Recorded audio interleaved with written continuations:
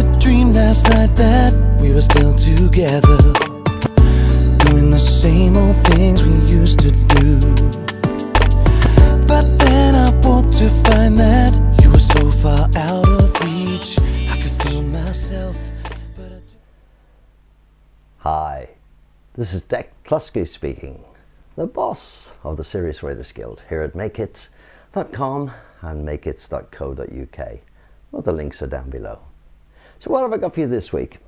This is the 26th in our 4 minutes on the net with Dec series, and it's really going well. Look at the stats, quite amazing. We're up to 5,000 a week now and moving on further. So this week, a member, Chris Doherty, he wrote to me and he was just being nice really. He said Happy New Year and all that sort of stuff. Happy New Year, have a wonderful Christmas. This came just after Christmas. And he was wondering if all was going well with me. Of course it is, having a wonderful time. Not much happening at my end, still organising things for myself, a bit of a slow coach, I'm afraid. And I replied to him, I said, he's not unusual.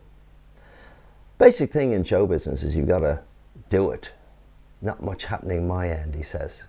I say, I hear that a lot. Ask yourself the as soon as question. There's an interesting one.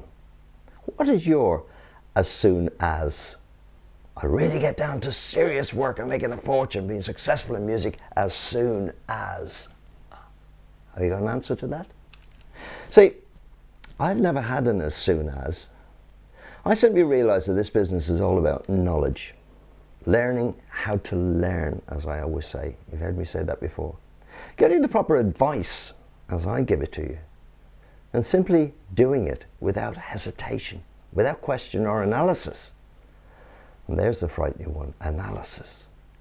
You keep analysing what you're supposed to be doing, and analysing what you're going to be doing as soon as.